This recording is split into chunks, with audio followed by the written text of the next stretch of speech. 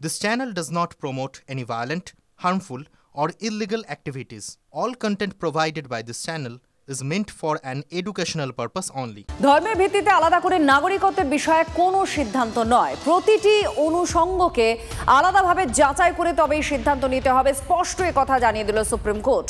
বাংলায় এসআইআর এর বিরুদ্ধে সুপ্রিম কোর্টের দ্বারস্থ বাংলাদেশ থেকে আসা অমুসলিম নাগরিকরা, সেই মামলাতেই আলাদা করে শুনানি করা হবে না বলে স্পষ্টভাবে জানিয়ে দিলেন প্রধান বিচারপতি সূর্যকান্ত। মামলাটিকে 9 ডিসেম্বর অন্যান্য মামলার সঙ্গে তালিকাভুক্ত করা হবে জানিয়েছেন প্রধান বিচারপতি।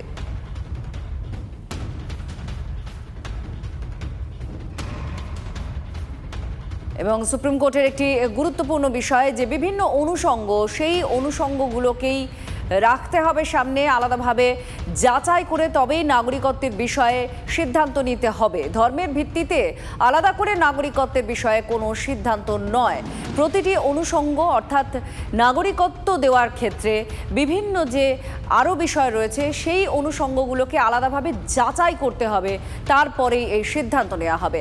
বাংলায় এসআইআর এর বিরুদ্ধে সুপ্রিম কোর্টের দ্বারস্থ হয় বাংলাদেশ থেকে আসা অমুসলিম নাগরিকরা, তাদের করা মামলা, সেই মামলায় আলাদা করে শুনানি করা হবে না, একথাও জানিয়ে দিলেন প্রধান বিচারপতি।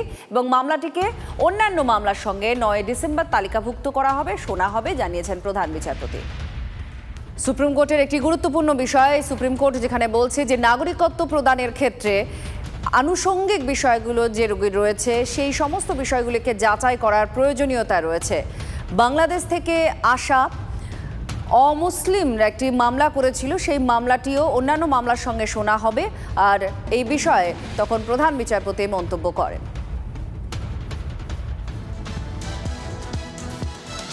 বাংলাদেশে অনুপ্রবেশকারী মুসলিম রোহিঙ্গা ভোট ব্যাংক, বাংলায় এসআইআর চলাকালীন এই সমস্ত শব্দবন্ধগুলো আকছার আমরা শুনছি, শোনা যাচ্ছে, চর্চাও চলছে এই নাগরিকত্ব নিয়ে। নদিয়ার বীরনগরে একাধিক ব্যক্তি সিএতে আবেদন করে সম্প্রতি নাগরিকত্ব পেয়েছেন, অনেকে আবার এখনও নাগরিকত্বের অপেক্ষায় রয়েছেন। কিন্তু সিএতে আবেদনের যে নথি দেখিয়ে এসআইআর এর নাম তুলতে পারবেন কি না সেটা জানেন না। 9 ডিসেম্বর এই সংক্রান্ত মামলার শুনানি আপনারা শুনলেন, সুপ্রিম কোর্ট বলেছে শোনা হবে এই মামলা। এই প্রথম নদিয়া জেলায় এক দম্পতির মিলেছে এই নাগরিকত্ব সার্টিফিকেট।